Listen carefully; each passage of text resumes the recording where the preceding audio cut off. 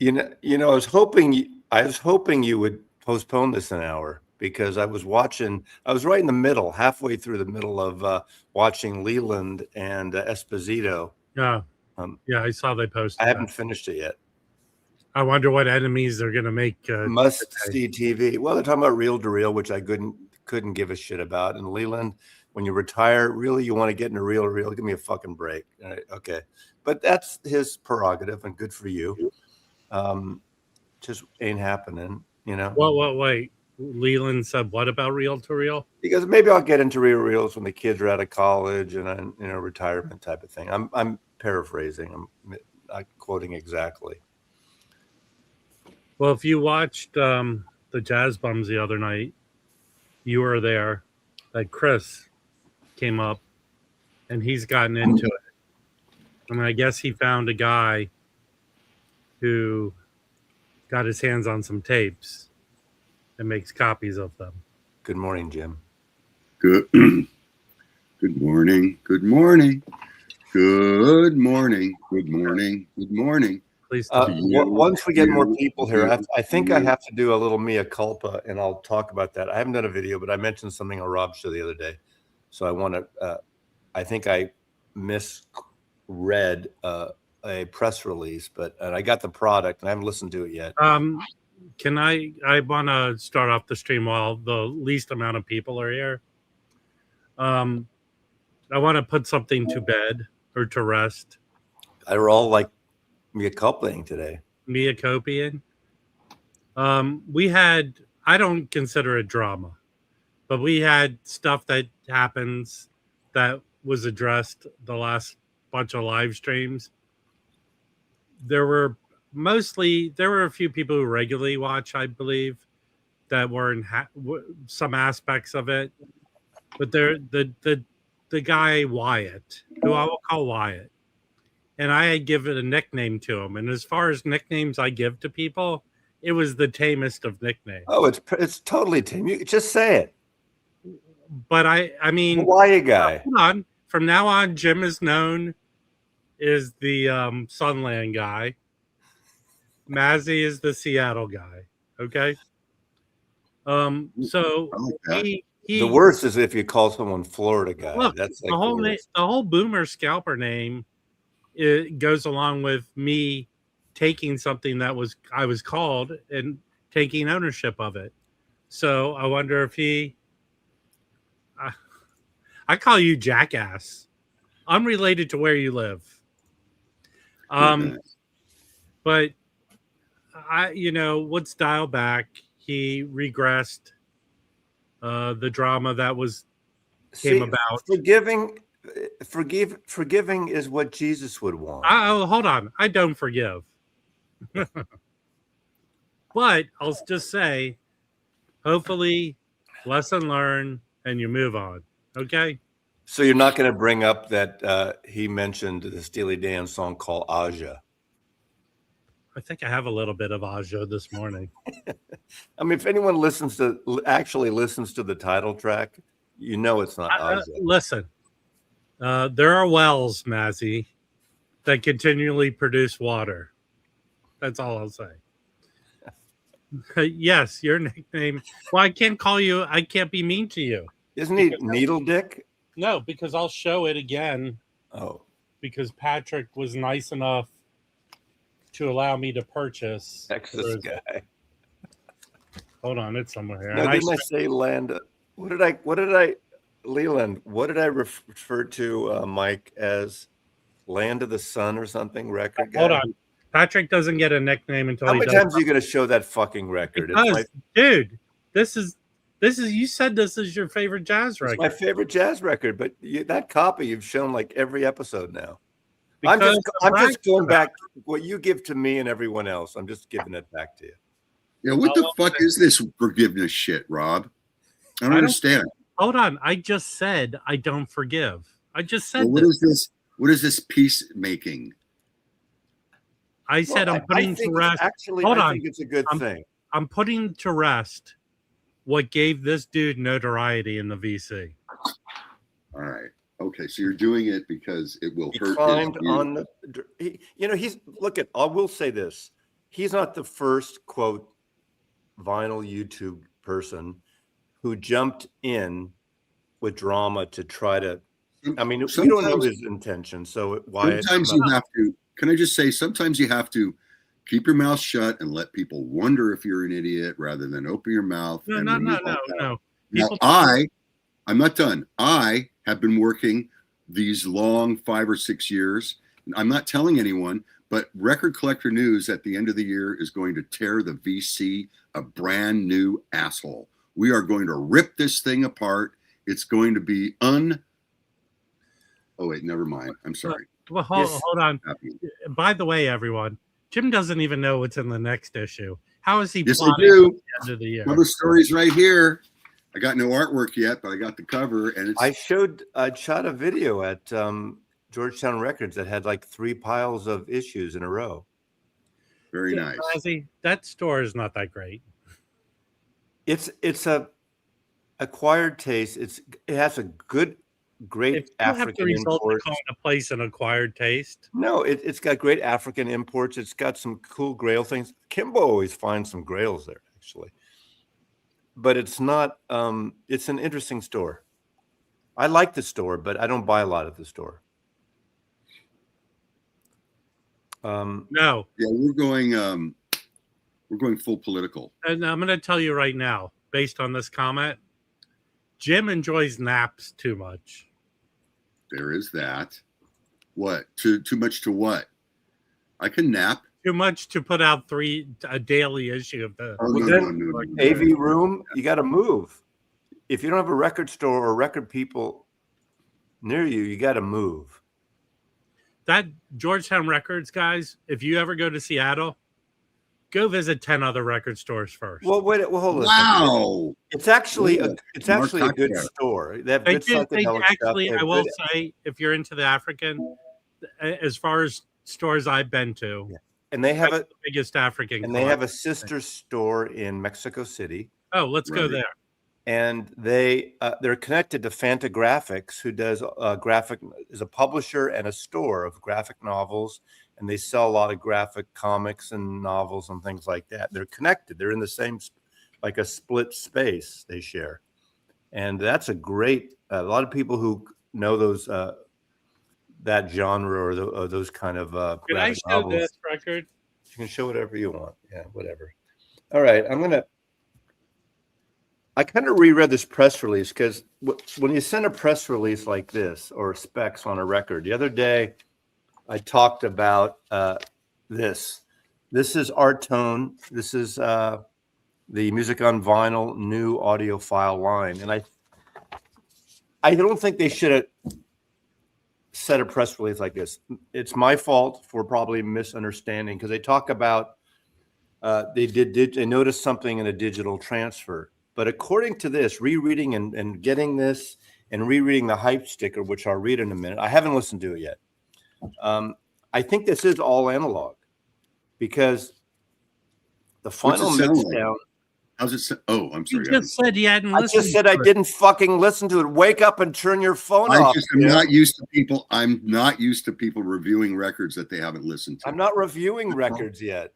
Or even talking about it. Okay. Well, usually a lot of people show records they just bought at they haven't even listened to. Is this what we have to look forward to the end of the year, Jim? Yeah. But Craig may be able to shed some light on this. Explain. Did this whole quote from the mastering guy. But anyway, the composition album master from Moontan, featuring final mix downs of 6 album tracks, was assembled on 2 quarter-inch tapes at IBC in July 73. So we're talking 4 years ago by Damon.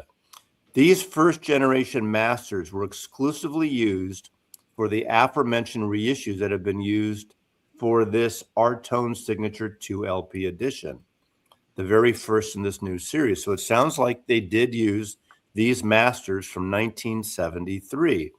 In comparison, all previous worldwide released versions used equalized production second-generation copies that were copied from these first-generation IBC tapes. The recent reissues offer 1 generation less and consequently much better defined audio. So they go into this whole thing about when they did the tape transfers and all this stuff, and they talk about a digital thing, but it's not for this. Well, I'll tell you something, Mazzy. As you read this press release, Well, wait. It reminds me of controversy we had just last week. Okay. Now here is the thing that causes me some. Craig, I should send this to you. Okay. It does sound complex, but it says when tape transfer, Wolf de Crieff and I transferred these IBC tapes into high-res digital domain. Okay. We discovered that 4 songs ran at a slightly lower pitch.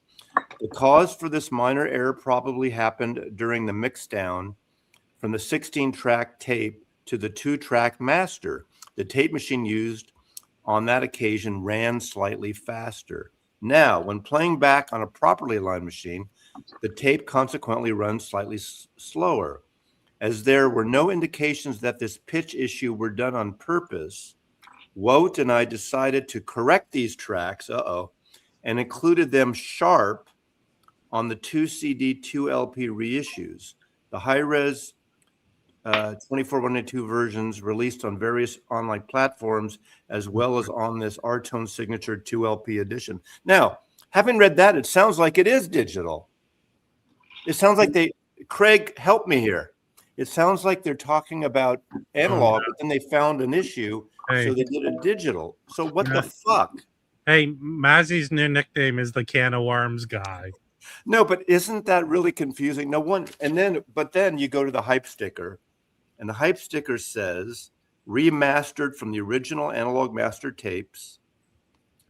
Yeah, remastered from the original analog master tapes by Red Bullet Catalog and band archivist Wouter Bessels. No, that guy. This is Bessels and Wouter. Well, that's PB Thal. That's my question. It's so convoluted. I'm going to write them before I obviously do. Mazzy, it would behoove you.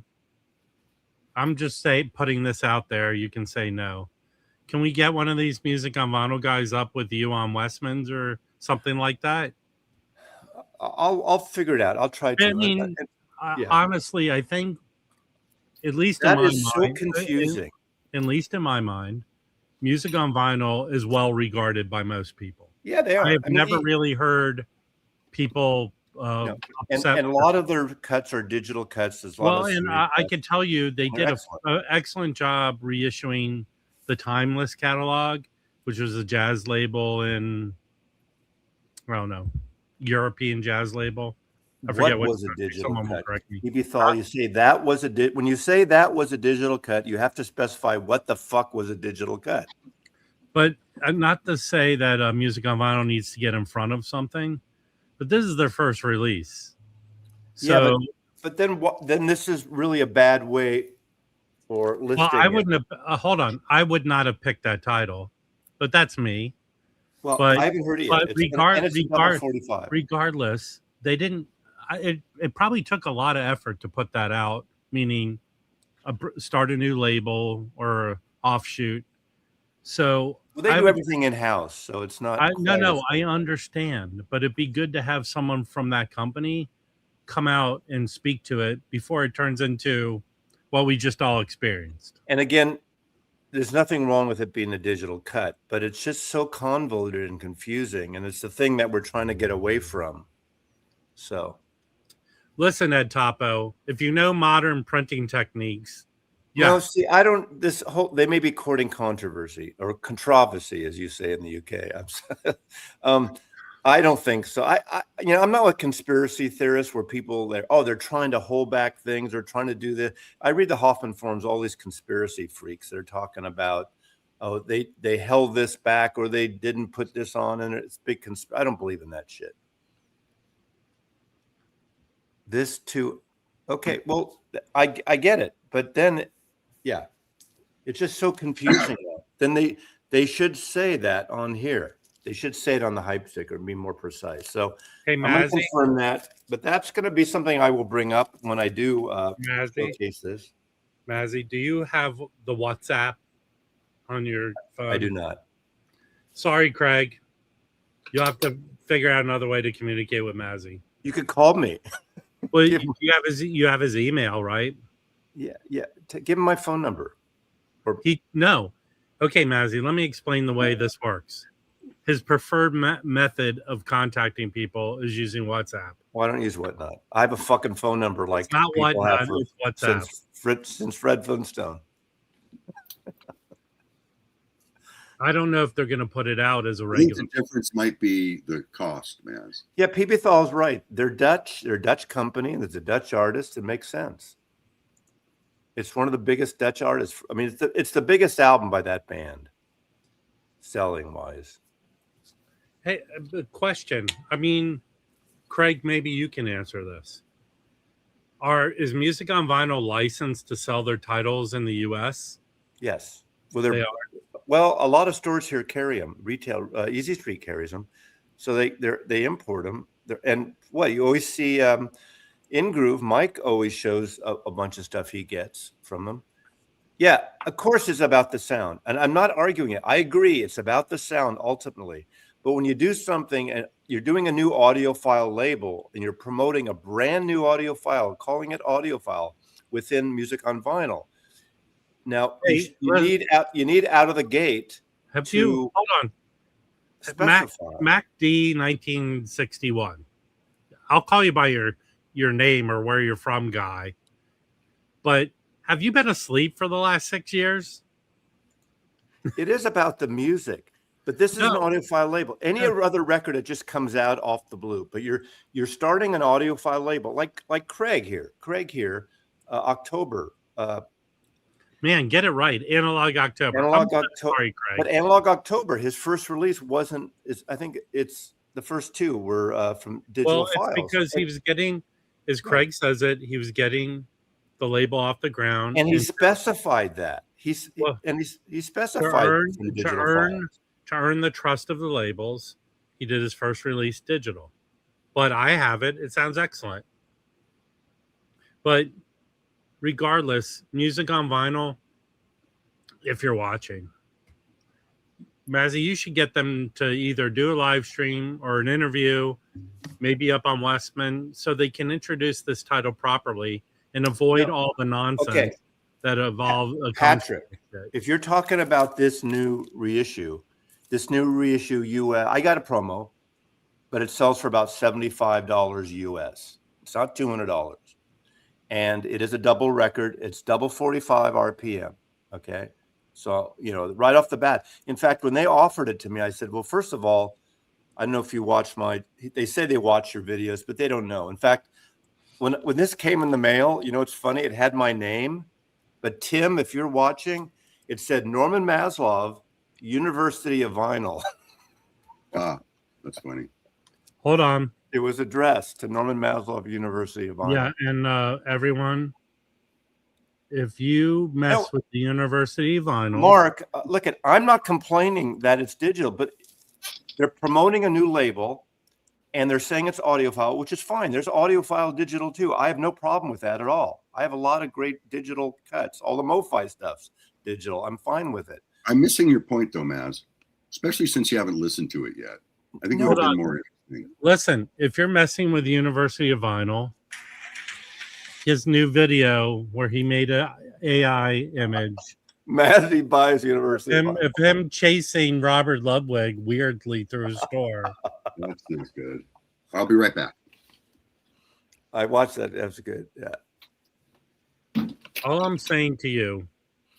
No, they reached out to me. It was supposed to be for me. They need to get in front of this before it becomes some nonsense. I'm not trying to start rumors. It's just it's very confusing. You know what it is? Okay, this goes back to what we talked about a month ago or whatever. We talked about Chad Fest, where their rollout was very confusing. Now it turned out it wasn't as seemed. Everyone thought everything was $6,000, $2,000. It wasn't that, but they emphasized the VIP thing. So the rollout was confusing. So I'm going to write them today when I get a chance and just say, hey, this is kind of confusing. I'm going to check my phone now.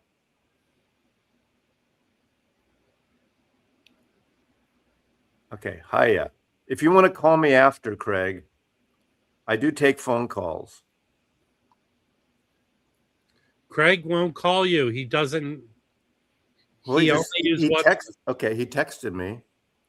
How? I don't know. I got a text from him. He won't text me. He makes me use WhatsApp. I don't have WhatsApp. I have Whatnot. If you want to buy something on Whatnot, my contact info. If you want to, I have Whatnot, not WhatsApp app. It's not the same thing. WhatsApp is what the terrorists use to communicate with each other. It's to be honest with you, it's not about being elderly or old or anything. It's just too much shit to have apps on. Hey, I don't have TikTok. I don't have. Hey, my new nickname, everyone, is Mazzy's secretary guy. Fuck you. Okay, let's see what we got here. This is great. Mazzy's texting with someone in the. No, I'm not texting. I got a. I don't know what that is. All the press releases come in the first hour in the morning. Mazzy takes phone calls, but will not show up for dinner. Yeah, good. All right, I blew that, but it was an honest thing anyway. But I blew that, Patrick. I apologize. Oh man, Miss me? Someone just asked if I'm selling that something else. No, I'm not. Someone asked if I was selling a VPI record cleaner 16.0. Oh, yeah, I am. No one asked. Look at this. I've never seen one of these before. PB Thal, you ever seen this? It comes Are you trying to sell use shit on Rob's stream? Hey, everyone. Jim has a Victrola if anyone's interested. I want to tell you, I'm going to probably finish recording today and tomorrow that flattener review. It's actually a pretty good flattener, but I have nothing to compare it to. You've been threatening us with that for 5 months. It's a long process. I don't disagree, but until you're done. Entirely remastered and restored from the original analog master tapes. To me, restored needs right. Yeah, the confusing part is when they get into this paragraph about their issues on some of the tracks. So they did speed correction and things, and it leads me to believe something was fixed in the digital domain. Now, there was one Rhino Hi-Fi, I recall. If one can remind me that. I think it was a Rhino Hi-Fi, or was it a Tone? Maybe it was a Tone Poet. Someone remind me that Kevin Gray, one track at the beginning. It might have been Horace Silver. What's the big Horace Silver album? Dun, dun, dun. My Father. Yeah, My Father. The first track they had to fix digital. The first 10 seconds or 20 seconds are digital on that. And Kevin acknowledged that way back when that was issued somewhere. Maybe it was on. Was it on Music Matters Jazz? Someone remind me of that. But they acknowledge that, and that's fine. I'm not against a digital situation. Hey, Jim, are you disposing of a body? What's going on? I'm making a pot roast. Should I come back in a half hour? Well, you look like Buffalo Bill. You get to tuck your wiener between your legs. Who was that? That was a. You're making a pot roast at 7:30 in the morning. It takes 8 hours to cook. That's why. Yes. Yeah, I agree, but you're right, Elliot. But they talk about the high-res digital 24/197 versions released on various online platforms, as well as on this. Hey, Mazzy. As well as on this 2 LP edition. So that last paragraph says they use these high-res on the online as well as on this record. So is it the whole record? I don't know. Before you talk about this, can you say aloha, everyone? Okay. Aloha. I'm saying. Hey, can we get Tim from University of Vinyl up here and talk about Aja? Tim, are you watching? I have Anjana. Or are you still chasing Robert Ludwig through that record store? So Anybody here heard? I was getting text yesterday from our good friend Tom Rashawn, and he was raving about, and I've heard contrary opinions on these Wheels of Fire Cream reissues. And apparently there's a live stuff, which is a lot of it's been reissued except for 1 or 2 tracks. But then the studio stuff, 3 LPs. And he said it's excellent. He loves it. And they fixed the phase incorrection or correction thing. There was a phasing issue. First of all, I've never noticed a phasing issue on Wheels of Fire for 55 years. Anybody else? Or almost 60 years. So anyone else heard the Wheels of Fire? Any of these are reissues, expanded? Most people have an OG of Yeah, I have an OG too. Yeah, it does sound good. I mean, it's not a great. The Cream records aren't great sounding records, but they're really good for what they are. Phase corrected, but I didn't know it was wrong before. Did anyone know it was wrong? I kind of feel the same. Remember when they did the phase correction of the XTC album? Todd Rundgren and Andy Partridge says it's all fucked up, and they fixed the phase. I never noticed the difference. People are too particular. Listen, all I'm saying is that Music on Vinyl introducing this label, so far their name is better than Vinyl File. Yeah, our tone. All I'm saying is, please come out. Please send a person to Steve Westman to talk about it. Because the next thing you know, you'll be having to do cleanup over nonsense. Okay. Now, right now, Jim is showing you what's the chemical you use to break down the tissues in a body, Jim? Formaldehyde. You need a big fill card or a soft You need a light, Jim. Yeah. Hey, hold on 1 second. Hold on 1 second. Go back to the way you were, Jim. Go back. No. No. Oh shit! Now you're lit. I was gonna go. We have He's always lit. Hold on, everyone. We have an anonymous audio file here. Oh, Jim. What? Hey man, I'm making a pot roast tonight. Everybody's invited. Yeah, Jim's starting a new channel called The Anonymous Chef. Leave me alone. Hey, Jim, actually, I'm no master chef, but I understand the way you make a pot roast is by cooking it. Why are you just standing there? Yeah, but Rick, I agree with you. I've never noticed it, and I like that. We use a pig to dispose of a body. And that XTC album is a record I played a lot on CD and a lot on vinyl for decades. Jim, why don't you make that like Mississippi whatever pot roast where you just put it in a what do you call a slow cooker? Is that what you're doing? I have to brown it first, and I can't brown it in the slow cooker. That was the sound of Jim clanking the person over the head. No, normally I want to do a cooking show where you start drinking, and by the end of the show, you're hammered. Remember the Galloping Gourmet or something? No? Yes, I remember watching that guy when I was a little kid. Yeah, get drunk while he cooked. And I've not been able to cook without getting drunk since then. Now, Jim, what part of the human being does the pot roast come from? It comes from the groinal, the buttocks. Okay, Mazzy. Yes. Ken R., who I don't recall ever commenting before. Yeah, I've never. Yeah, I've. Okay, you know, Ken, can I ask Ken a question?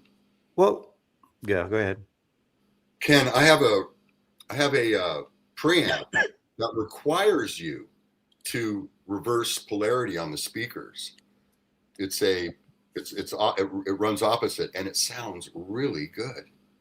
So what's the deal with that? I never heard of such a thing. I agree with different people have different sensitivities, but frankly, I never heard anyone for 30 years or whatever talk about XTC record skylarking being out of phase. I've never heard it. Now, maybe people have said it. Of course, we didn't have the internet. Eating the cats. I'm eating the cats. Can you mute him or something? Jesus Christ. So I've never heard it. I'm not saying it's not there, but I didn't really hear a difference when I did get the pubic hair reissue corrected phase corrected. So Hey, I'm just saying, our new friend from Hawaii, can you show Jim how to just bury the pot roast in the backyard to how to cook it?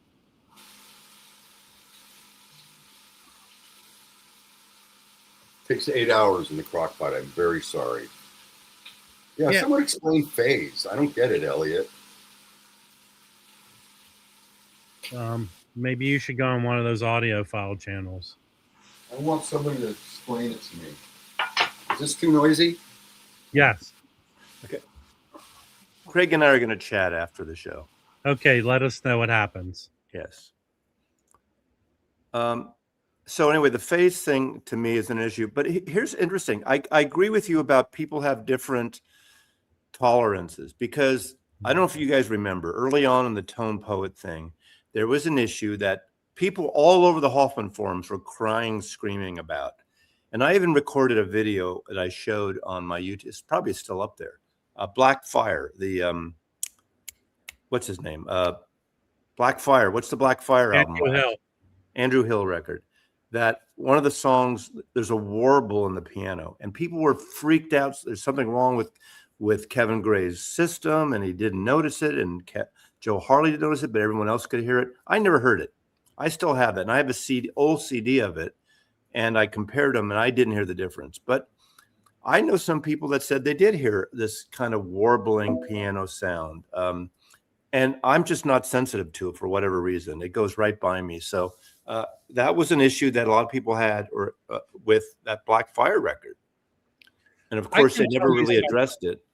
Nothing creative is ever perfect. Nothing. Right. That's how I feel, except for Olivia Rodrigo. I mean, let's take one of your everyone think of your favorite movie of all time, and there's technical flaws all through that film. Sure. I mean, there's the boom mic popping down into the frame and they leave it up to the theaters to frame out the boom mic. Showgirls. Isn't the famous one in Star Wars where Carrie Fisher's running and she calls Mark Hamill Mark in the film?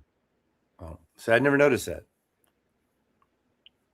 I mean, there's certain things that they take creative license. You know, like when you live in a city, a place, and the film is in your place, and you see that is totally wrong in that place. Like right. The Graduate, where Dustin Hoffman is driving to UC Berkeley to meet her towards the end of the movie, and he's driving on the Bay Bridge. He's driving on the top of the Bay Bridge, which goes into the city, not across to Berkeley. No big deal, but you notice those things when you live there. No one else noticed it if you don't live in the Bay Area. Hey, a weekend at Bernie's too. Okay, here's where Roberto wants something. Hey, Rob, what's the consensus of collecting Black Saint? It's good. I don't know what consensus you want. Sound quality? Definitely quality of music. I hear. I picked up one recently. I think it's a desirable one. This is a Soul Note.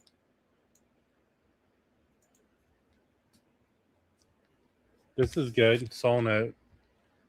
They have tons of good titles, and I think they sound excellent. Technically, they sound excellent.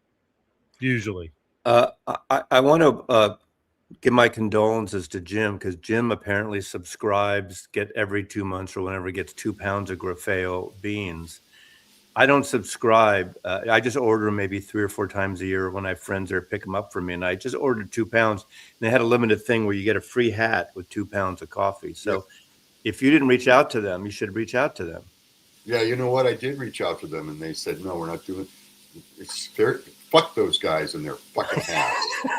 And I need a hat. I do need a hat. My hats are not good right now. So Grafeo coffee, I'm not branded. I did not get free coffee. I paid for it. I would like free coffee, and I would I would gladly, if I could get a subscription to Grafeo to show it on my channel. I would you know what? We're calling you the Grafeo Butt Buddies from now on. Hey everyone, I got $50 a records. month. I'm going to I show get some $2. records. That's it. Half Right. and half dark, half light, Go back mixed to together. Whole dicing up beans. your pork roast. Okay, I have some records I want to show. First, I'll show a couple non-jazz titles. Do Not Laugh. I like this record. I was waiting to find one that was cheap, even though I think it's currently in print. The Kind of Magic Queen. Can anyone in the chat guess why this is an awesome ass record? Please tell me. Because it's Pride Month. I don't know. There you go. The person commented. It's basically the soundtrack to the movie Highlander. Oh, right. Okay. I like that soundtrack. The other song is from the movie Iron Eagles. Fried chicken. This is a good album, people. Freddie Mercury's not on it. He's on it. It's the soundtrack to the Highlander, basically. Mostly all the songs are on Highlander. That's why I wanted it. Is there a vocal Highlander's song? awesome. And I'm Forever. Is that the song, or is that from Who Flash Wants Gordon? to Live Forever? The songs that are Highlander are Of course, Freddie's on it. What are you? Don't lose your head, which is the plot point of the movie. Hey Kimbo, did you see Nardwuar this morning? Calm down. He was at Licorice Pizza in L.A. I know. When I went to that store, it was not very good. Does anyone know this record? Now that is the worst store in LA. Joy Division. It's like it's an office for a production company in the back of the store, but this is it's barely a record store. This is Italian pressing of this record. Italian pressing. Although they did do a nice job with Henry Diltz. I think they had a Henry Diltz showing there. No, it's a cool space, but we went in there and they had like a bin of Dark Horse records. They had some new pop records and new records. And then they had this pathetic used bin, which, no offense, but even in the Rodrigo video with Nardwuar this morning I watched, they show like they have like this many Barbara Streisand used records. So I would say that Licorice Pizza is the best record store in Los Angeles to go next door to Arts and get a sandwich. Oh, no, that's where I just went when I met my friend there when I was Arts Deli sucks. Arts Deli does not suck. Yes, it does. It's the worst. I ate there. It doesn't suck. Fuck you. It's because you eat there. Hey, I ate with Rob. It was quite delicious. frequently, and he has really bad taste. Licorice Pizza was good 40 years ago. He says Arts Deli sucks. You know, you can. This is no relation to the original Licorice Pizza. Licorice Pizza 40 years ago was a good chain, a decent chain. Hey, Jim. Brent's Deli or Arts Deli? They're both the same. No, they're not. The same. They are not. I'll take Arts chicken soup over Brent's every day of the week. No. Kimbo, at the end of this Nardwuar interview or chat, whatever they call it, it's not really an interview, but with Olivia, at the end, he did the doot-doot-loot-doo, and she had no idea to do the doot-doot right away. And so I feel vindicated because I didn't know either. And if Olivia Rodrigo doesn't know, she finally got it after a couple prompts. Mazzy, I'm speaking on behalf of Vinyl Piper and Kimbo. You are no Olivia Rodrigo. No, I'm concert buddy. Jerry's closed down about 10 years ago. Listen, everyone. Even what Mort's Deli is better than. Shut up, Rob. Rob really doesn't know shit about. So, is anyone else coming to Los Angeles August 20th? 21st? Yeah, we'll go to both delis, and you can tell me for a measly tiny sandwich at Arts. We're celebrating my birthday. Okay, $75 for that little tiny sandwich. No, it's not $75 for a sandwich. Give me a fucking break. No, it might not. It's probably being in the valley there and Ventura Boulevard. It's probably more expensive. I'm not saying that. But it certainly wasn't terrible. I mean, I don't think for what you get and everything, Brent's is better. Presentation, better. Well, you're not blocked, Alex Dickey. We miss you, Alex Dickey. Yes, you are. Yeah, you know what? Here's Jim's cooking style. Walking from one end of the room to the other. I don't understand it. And as much meat as he showed earlier. Come on, Fluffy. Don't be ignorant. They talk about crisps in the UK. It's all UK. I didn't know. And also, I found out that Olivia bought a place, has a part-time living place in London. Can I do a rant? Here's a rant. Rant here. It's the World Cup in the U.S. The games are all over the place. They're in L.A. It's even in Vancouver and in Mexico City. Seattle last night. Here, I somehow stumbled into foreigners in the USA TikTok for the World Cup. And all they're doing is going to places they heard were famous when they got here, like In-N-Out and Chick-fil-A. But here's what we need to stop. And I want to start a campaign. Sorry, you UK people. The nonsense of you calling everything a fucking burger. Stop it. Stop it. It makes no sense. A burger is a patty made of ground meat and cooked and put on a bun. That is a burger. So what's a nothing burger? Well, that's everything that comes out of your mouth. Okay? That's a burger, people. A chicken patty that's fried on a bun is not a chicken burger. It's a fried chicken sandwich. It's a chicken sandwich. If you grind up the chicken into a patty and cook it, then it's a chicken burger. What about an Impossible burger? That's what comes out when it falls in the toilet. I had a slug burger once. I had a slug So burger. listen, you UK people, enough with calling everything a sandwich a burger. They're not burgers unless it's a ground meat patty. A whole chicken breast. Well, they have is a chicken sandwich. They have buddies. They have chip buddies and bacon buddies. No, I'm a big patty guy. Fuck the smash burgers. I'm done with you. What the fuck is this? It's a smash burger. It's just a smash burger is to take a ball of ground meat, mostly beef, and press it until it's so thin it gets. That's basically a thin hamburger. It's called a smash burger. It's like that is the stupidest new thing. No, hold on, Mark Glassman. I've been an old man since I was like 7, I think. But people tell me, am I wrong? Is it wrong for me to suggest calling everything that's on a bun a burger is nonsense? It's not like, what do we take from the British and call, well, we call it soccer, but they came up with the term. Well, I remember when I going the first time, you could hardly get good food in England unless it was Indian food and fish and chips. That was about it. Everything was overcooked and dry in the old days. It's great now. London and England has good food now. Slater's 50/50 was a chain. I think there might be a couple of them. Jim loved it. They have the 50/50. It's bacon and beef ground up together. Yeah, Rob Walker will not agree with this, but actually immigration improved the food in the United Kingdom. All right, calm down. If it's that, whatever that big giant mushroom is, if it's solid, it's a mushroom sandwich. Bangers and eggs. U.S. has the best food. It depends where, but yeah, I mean, because of immigration too, all the different cultures bring all the different hold foods. on. I've been to England. I had good food, but you eat the certain type of food. English breakfast, excellent. Fish and chips. I found a place that's real. I don't like the beer battered. I like the other type of battered fish. And then the what's the national dish? Chicken marsala. Hey, concert buddy, my favorite part is when the guy got up there and said, "You know, the waxed is a woman." Who said that? Never mind. Listen, I'm not being wrong here.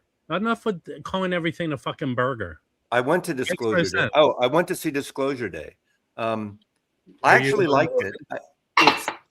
It's someone gave a good analogy. Disclosure Day, it's like a late career, or we don't know how late, Spielberg film that he takes a lot of components from a lot of his other films. There's the emotional hit, there's a sci-fi, there's the chase action sequence. I give it a B, a solid B. There's some great parts in it. It gets very schmaltzy and very childlike modeling like he does with E.T., and that's good.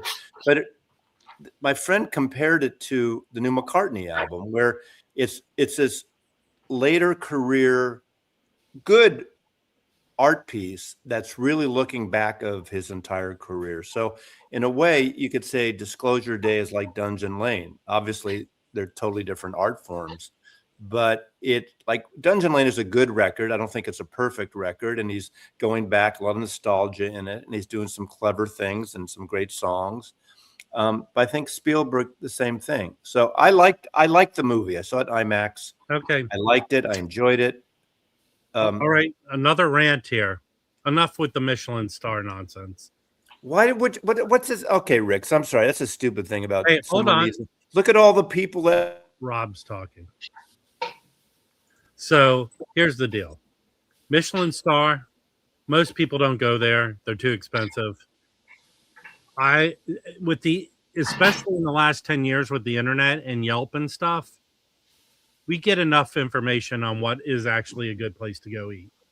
We don't need Michelin anymore. Go back and make your tires and put that big, whatever happened to the big fat Mr. Michelin man guy, bring him back. I'd rather see him review food. Anyway, I like Disclosure Day, but it's a B movie. I mean, it's B grading, not B movie. I mean, a lot of obviously money went into it. And a lot of familiar things he's done before. Okay, here's a story time with Uncle Rob. So Steven Spielberg doesn't test his movies because he's gigantic and he doesn't need to, but there's a reason. He went and tested the movie Hook in Dallas, and it was a horrible screening. The audience hated it. And based on his feeling from that, I'm never testing my movie again. Until the Tom Hanks movie, The Terminal, they forced him to test that film. They forced him against his will. He wasn't even at the screening. I just don't. I'm gonna watch it when it comes on streaming. That's my feeling. It was good seeing it in a large theater, and actually, it was a Sunday afternoon during World Cup and all that, and it was.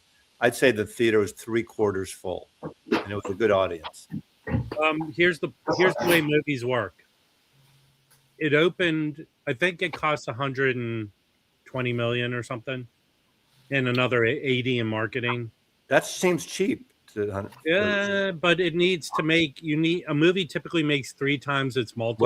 What did it do box office? Let me finish talking, and then your question will be answered. So in the U.S., a movie makes 3 times its multiple. That means what it opens to, it eventually will probably make that. It opened to 44 million. So, but here's the problem. Its word of mouth is not great. So I'm going to guess in the second weekend, it drops over 60%. So it's done over 100 million so far. Is that worldwide, Ricks, or is that just America? No, it went over 100, but I'm a big believer too. Here's the devil's advocate. A movie made 70 years ago, it's still making money today. Movies continue to make money. They don't stop making money. No kidding. Chance and Elliot are having a little private thing here. You know, I don't think about the money part. I just think, did I like it or not? I liked it. Again, I didn't love it. You know who actually surprised me? Not that I don't know why it surprised me, but Emily Blunt was great in it. Just the nuances in her performance. I tell you, Emily Blunt was. I like her. I don't know if she's had a great role before. This might be one of her best roles aside from the campy thing in Prada, Devil Wears Prada, those kind of things. She is excellent in this movie. She's the best part of the movie. Yeah, she is. But she's good in this movie. Her performance. Did you see the movie, Leland? You know, you didn't like it? Great. She was the best part. She had hey, question for everyone in the chat. How would you like your eggs? Because Jim's making them for everyone. There's aliens, okay? It's about space. It's about aliens, so theoretically. That's all. That's in the Emily Here. Emily Blunt's had better performances. You haven't seen this? I've seen most, not all of her movies. I've seen a lot. Just the ones, the silent movies that her husband directed. Anyway, I like her. No one talks about the first movie she was kind of in, where she was like a distraught teenager, like a gay teenager. Am I wrong about this, people? Could be. I don't know what you're talking about. Hey, Tom. Quiet Place. Thank you. It's a Spielberg movie. Spoilers. Hey, Tom, there are aliens in it. Sorry, I gave it away. Yeah, she is great and everything, but for some reason, this performance, sometimes less is more, and the expressions on her face in almost every scene is remarkable when you can do as an actor, when you can do that, and it's not a showy, over the top, crazy Pacino kind of acting, or that's why it's great. Someone like Meryl's. My favorite scene in what is it called? Discovery Day is when she goes, "I'm out of order. You're out of order." That's the best scene in the movie. I feel like we're watching The Loud Family on American Family. What did I watch? I watched that Jennifer Lopez movie with the guy from Ted Lasso. It's okay. It's funny. It's not a horrible movie. No, it's not. It's not. I agree. You know what I watched? BBC, or it's on Hulu, and it's the second season. There's 6 episodes called Red Eye UK. It's about what you expect, plane thing. It's very, MI5, MI6, CIA, British thriller, and it's really good. There's 2 episodes of 6, or 2 series of 6 episodes. It's on Hulu. Red Eye UK. What's with all the clanking? I cook all the time. You could, yeah. There's no clanking when I cook. Bullshit. What do you use? Rubber? I'm a clanky cook. I'm a very noisy. No, I just don't clank. Kitchen is a disaster. I'm really bad. I'm terrible. Your desire to prove to people you're actually cooking, you don't have to clank. Rob, you need to answer Mark here, because Where? Mark named Hawaiian guy. Who? Marcus is there. Mark US. Marcus. You mean Mazzy, what's the name of Hawaiian guy's YouTube channel? It's analog something. Sound something? You know what? I'll pull it up and I'll post it here. Let me see if I can find it. We're not calling him that anymore, by the way. Well, why not? He took it. He doesn't mind it. Have you talked with him? No, but he posted that. It's like he wears it with a badge of honor. I don't know. Here's his latest video. I'm going to post it in the chat.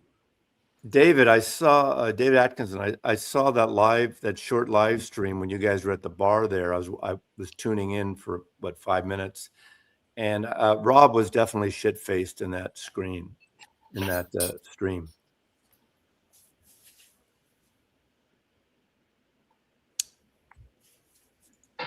How are they supposed to pay for the broadcast rights here in the U.S.?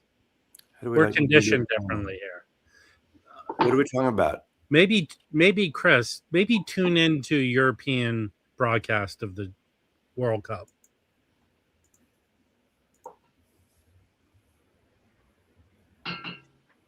All right, no one needs your nonsense, Harry. That's like Harry. Which video?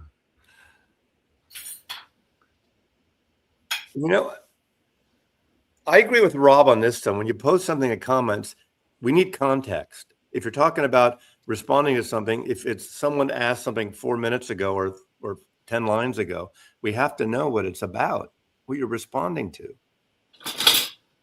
Hold on. We have some news. He's fine with Hawaiian guy. He used it a few times in his retraction video. Seems to be cool. Yeah, it's not a derogatory name, actually.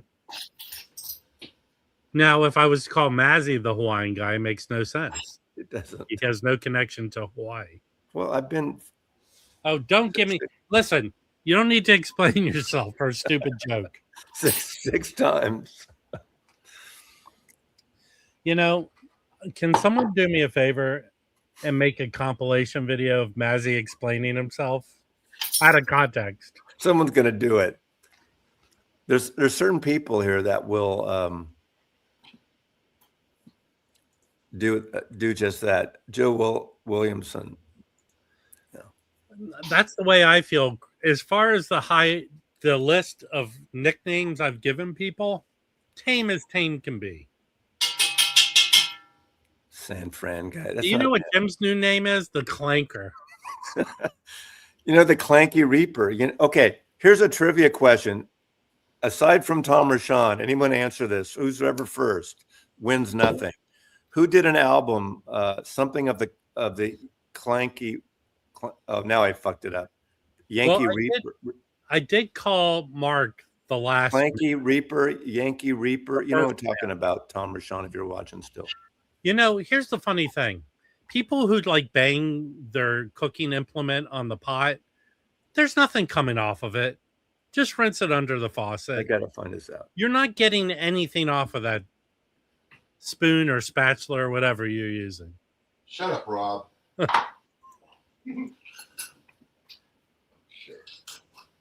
It's like you're trying to get the attention of the jury or something. Make a speech at a wedding, Jim.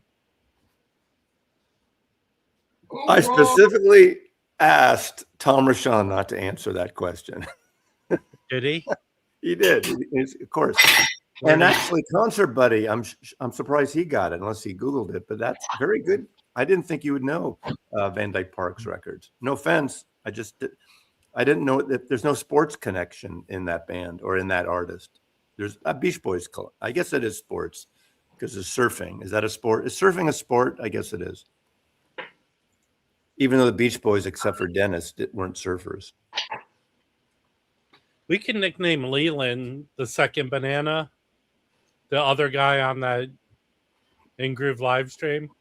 I haven't finished that stream yet. I'll watch it later. Now, Leland, are you required to wear a In-Groove t-shirt when you're sitting on set? Can't you just wear your own street clothes?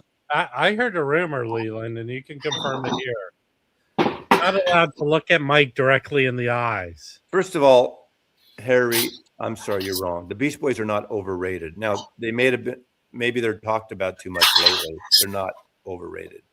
Jesus Christ. It's like he has to drop shit.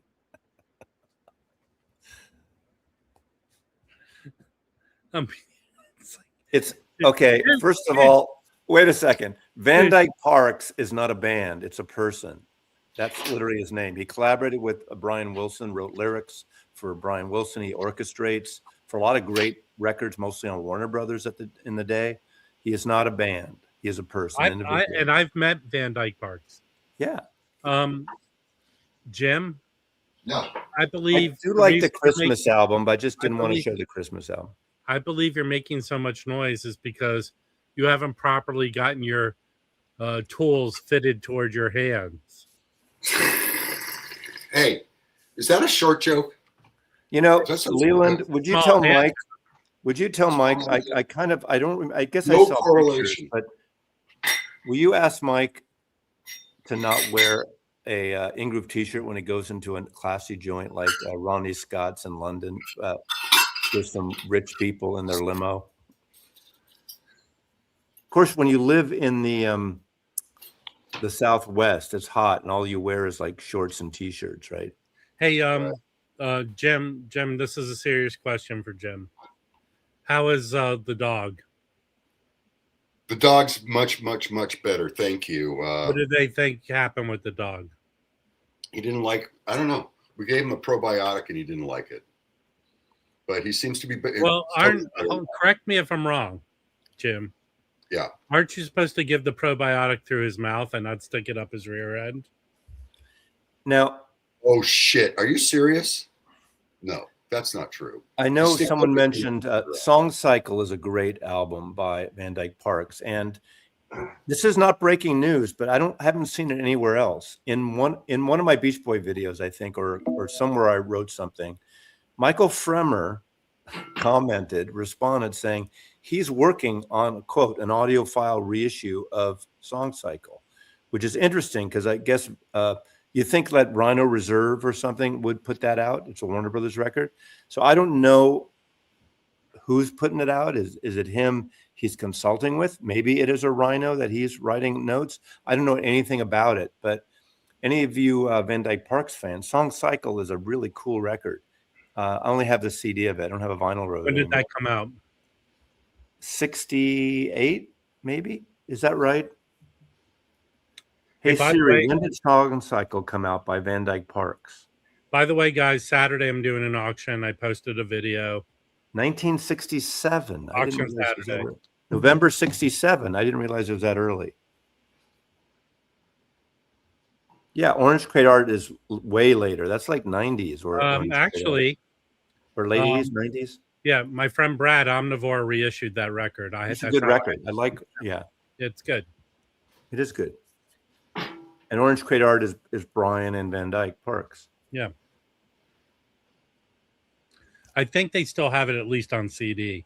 You could probably get the vinyl from them or anywhere. Middle of August. August 22nd and 3rd. Harry, go rent a U-Haul van and drive down here. Hey, so it's We 4 don't days. listen to music. 4 days before my 70th birthday. Hey, just Tom, so- do you have any extra copies of? I'll buy it from you. Orange Crate Art. I don't have it on vinyl. I Well, only hold have it- on, hold on. Just reach out to Brad. Well, Mazzy. I'd rather get a copy from the art director. My guess is, was there a vinyl version originally, Tom, on that from Warner Brothers? Because Omnivores would be a later issue. Was it never issued on vinyl? Maybe.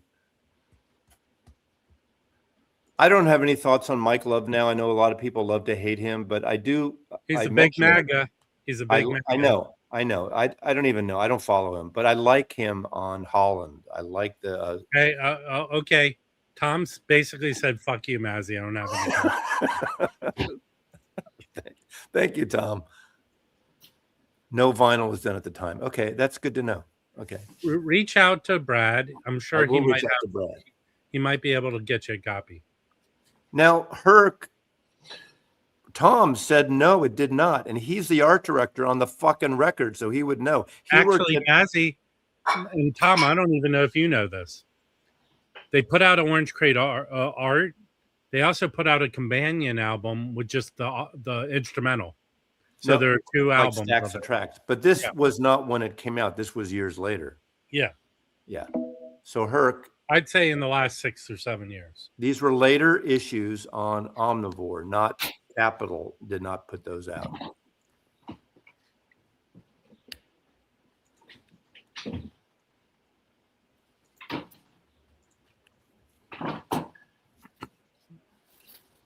Okay. Well, it's a good album. Get both.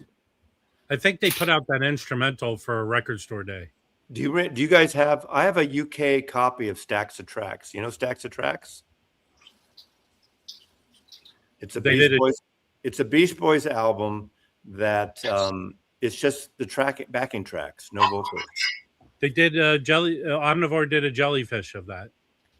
I've never knocked coffee over my records because I don't keep on my records. There's no place to put them on a record. I guess no.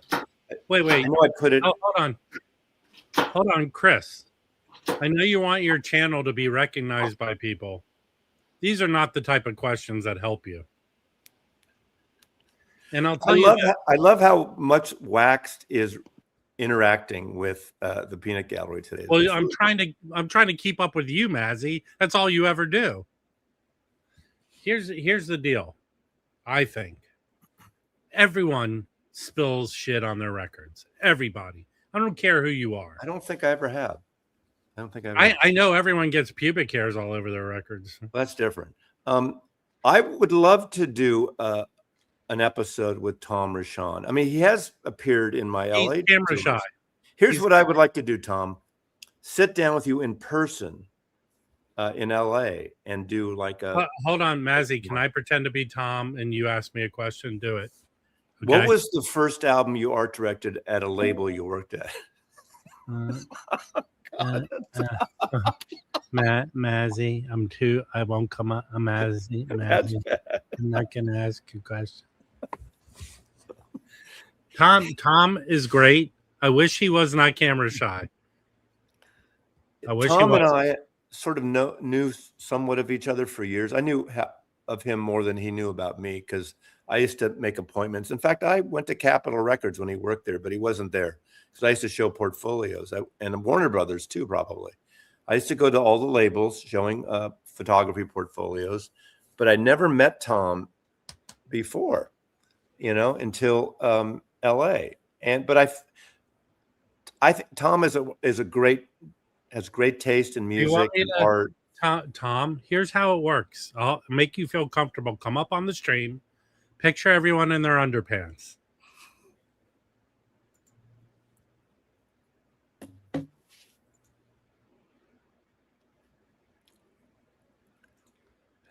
How to get if you have a lot of records, you've I don't have accidentally any. done something to them. There's been records. Think of it. I can't remember now. I have records that have faux stains on them. Was it? I think was the album One, the guy from on Raccoon Records. I think is that the one, or Grunt Records, where they had phony coffee stains on the cover. Maybe there's been a few like that. Hey, I want to show people something. So I ordered this record from Amazon. The reissue, the Tone Poet, Bobby Hutcherson. Yeah.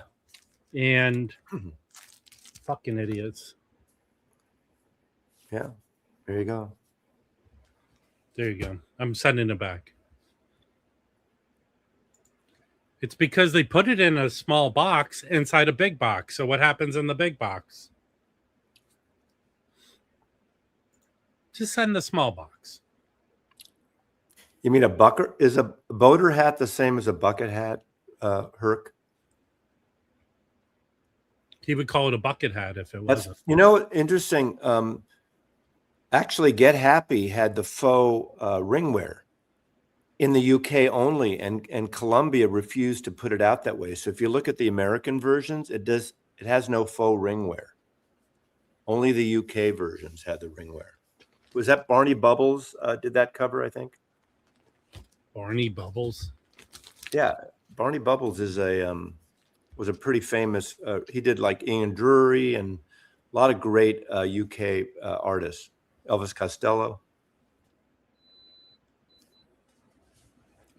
Not like a little bud or a sailor hat. I don't know what a boating hat is. Yep, Amazon. I'm going to take it back. Yeah, I think going out this week is not great with all the World Cup thing. Everything is so crammed and well, crowded. you know what so I don't know how many cities have this, but in LA they have message boards like telling you about traffic situations. Yeah. And like yesterday, when the games take place in LA, they suggest you shouldn't be on the road. Yeah, we had like 86 degree weather yesterday at the game. I didn't go to the game. Yeah. Okay, another thing against you UK people, all right?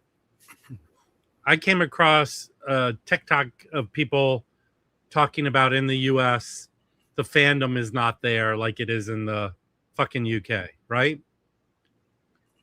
And here's the deal. We have a ton of professional sports leagues in the US, but there are 4 or 5 major ones. And soccer maybe it's 5th or 6th. I know over the last 20 years it's gotten big. But here's the deal.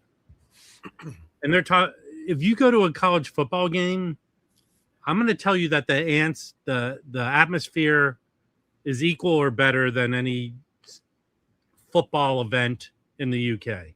Here's why I'm going to tell you this. Yeah, you know what, Craig?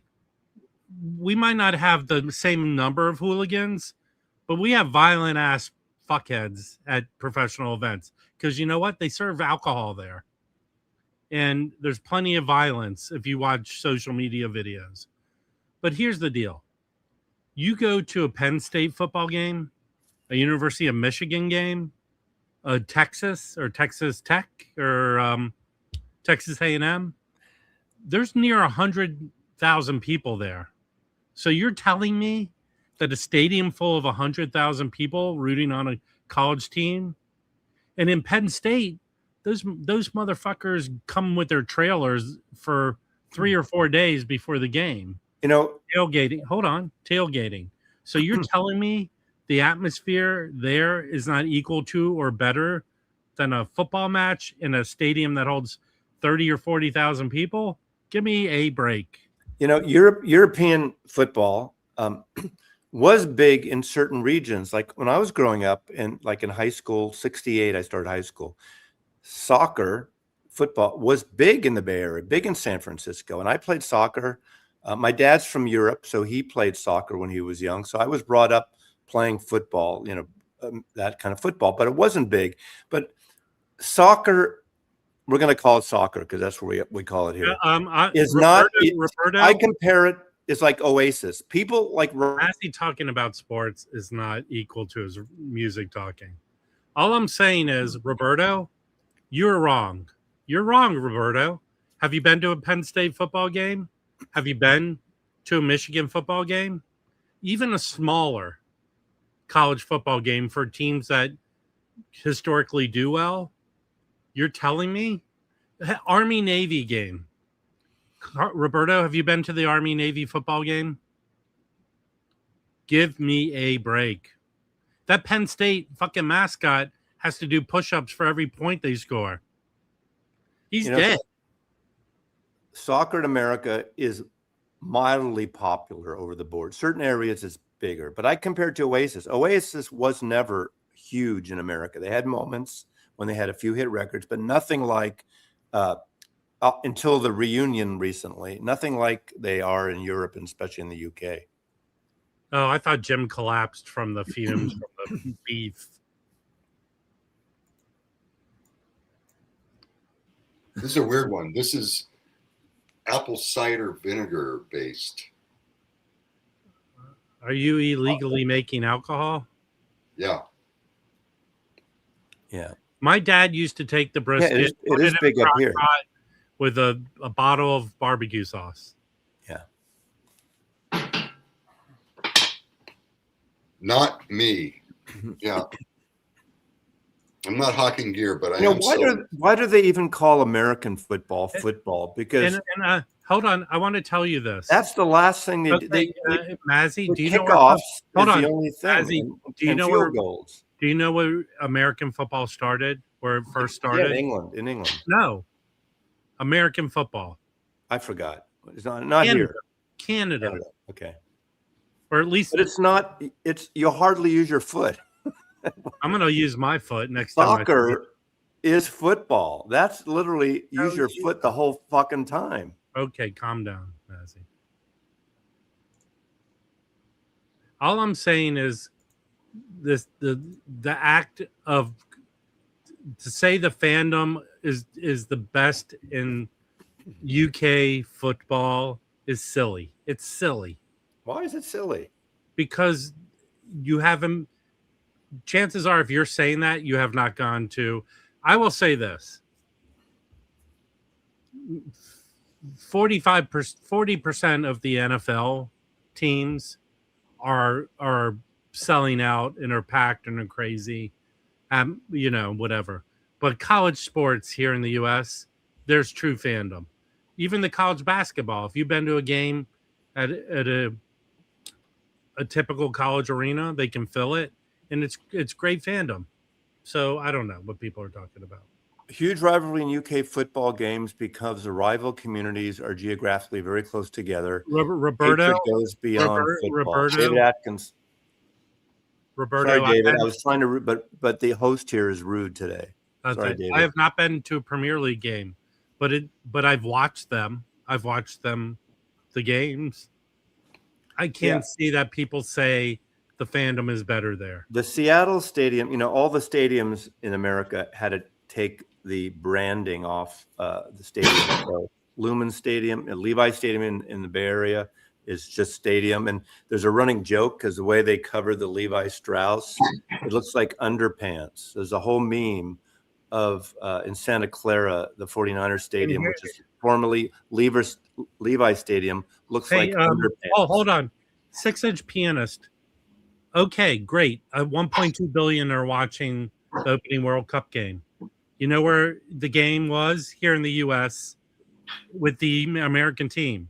You know what was there? That stadium holds near 70,000 people.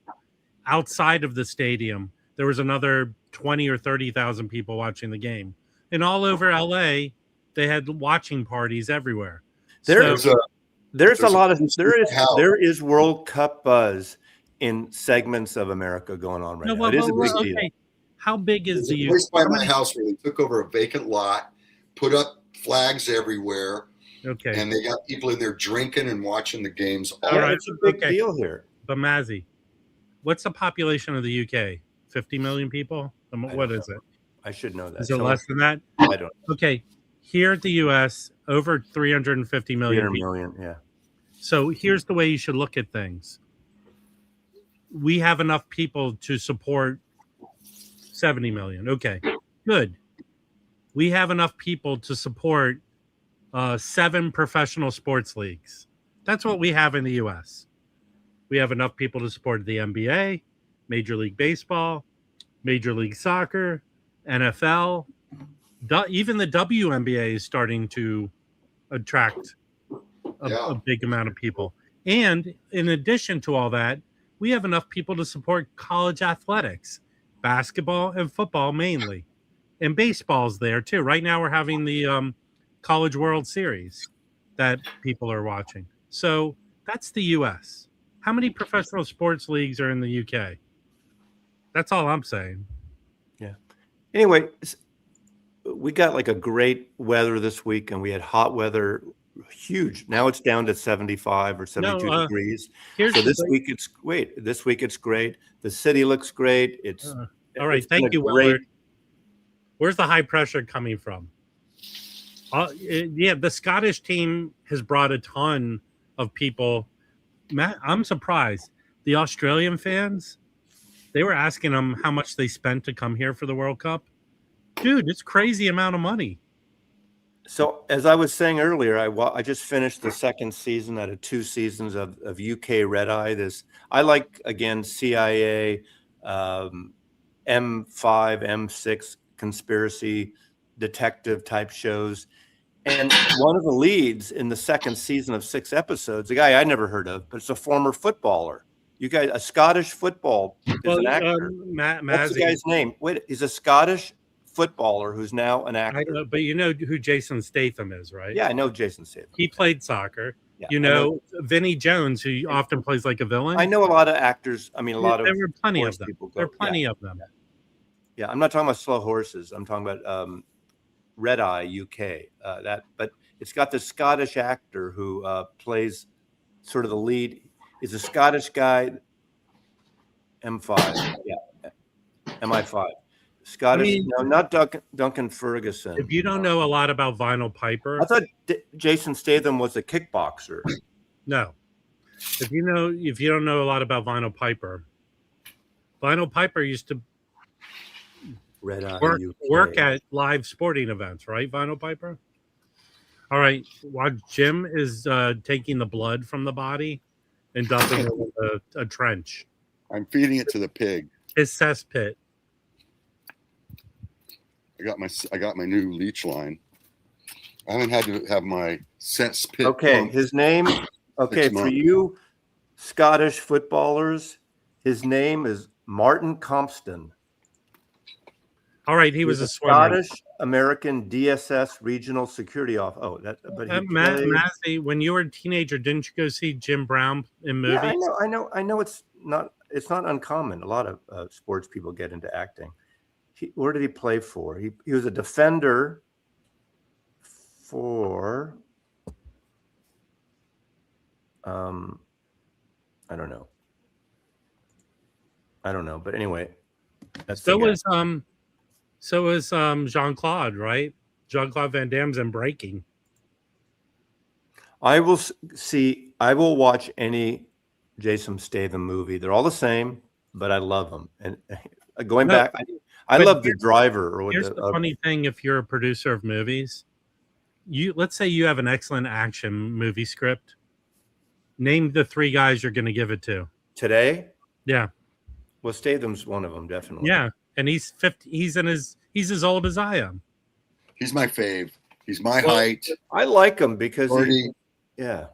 But you know that movie, The Furious, people are loving it. I can't wait to watch that movie. he's not the typical macho, like the Stallones and that whole thing.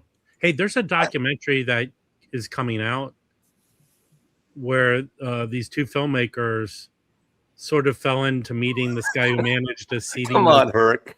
Okay, here's what we're doing. Rob's talking. So this movie coming out is Herc, can you stop addressing Mazzy? They discover the seedy motel, this manager, and they find out he used to be a huge soccer star, football star in England. Does anyone know about this movie? No. Total trouble carrying as well.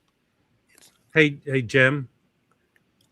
Did you delouse yourself before you entered back into the Record Collector News headquarters listening room? Now, Nick Cage as Spider Those Noir. records are going to smell like beef now. I actually like Spider. I didn't love it, but I like Spider Noir. I think Nick Cage wasn't crazy enough for me because I want him to have been more crazy.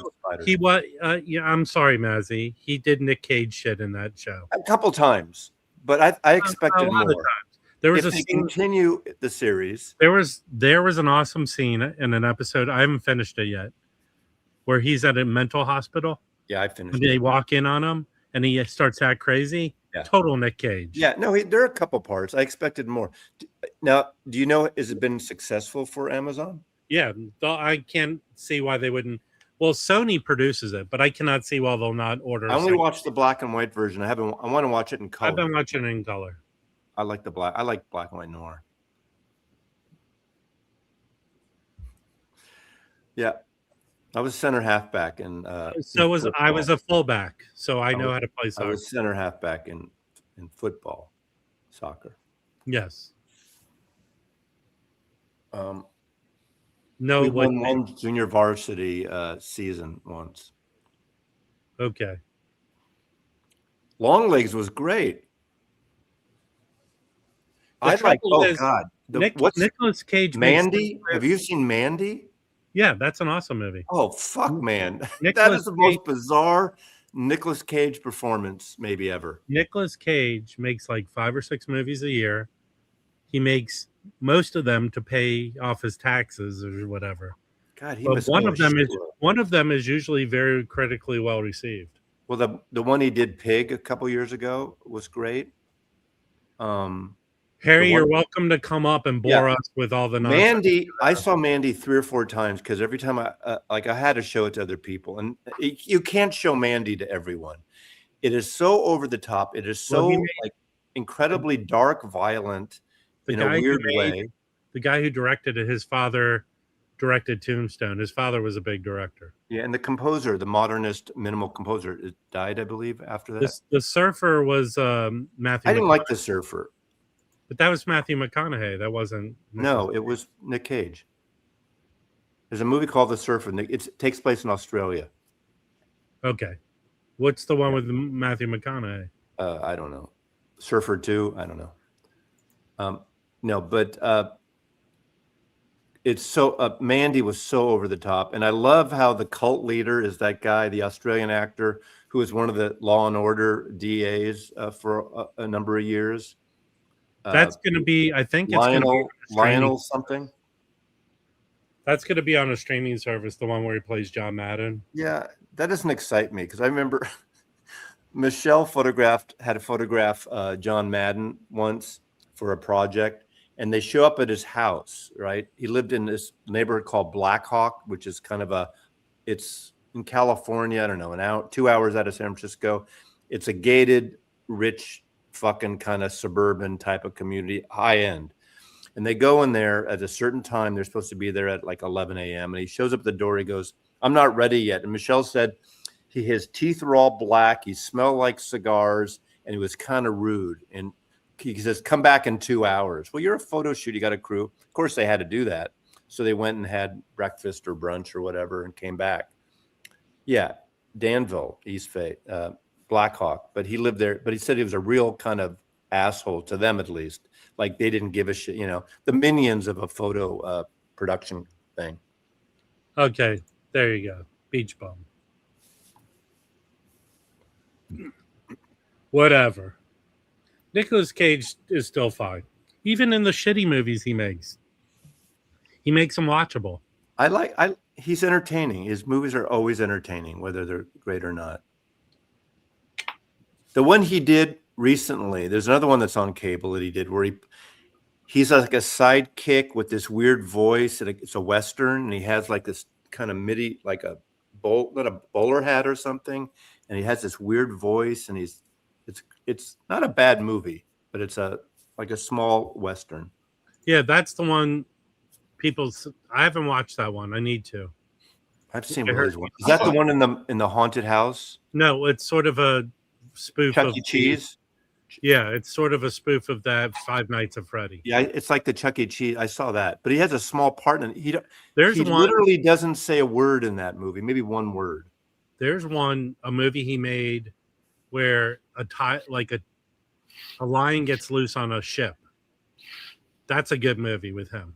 One of those shitty movies he made. He back in the 80s, he came to Michelle's studio because Michelle photographed him for Movie Line magazine. He shows up. It was either right before he made the David Lynch movie, because he shows up and apparently for a month or two, he wore that snakeskin jacket that he wears in the movie, in the David Lynch movie with Kelly Lynch. Wild at Heart. Yeah.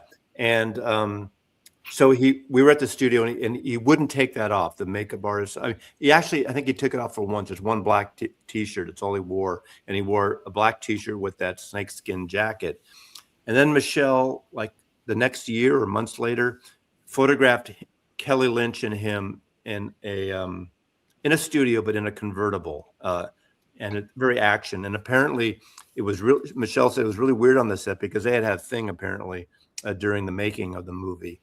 And this is the first time they'd gotten together, promoting the movie since. And it was kind of awkward, but intense and passive aggressive between the two of them.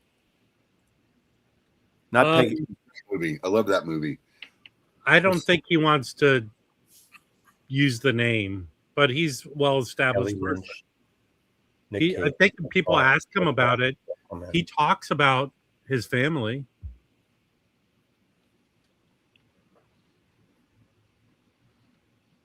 He's still watchable, and even in the shitty movies he makes. Okay. Listen, Elliot, David Arquette, whatever. This is one of Michelle's shots, and this is shot in the studio of Nick Cage and Laura Dern. All right.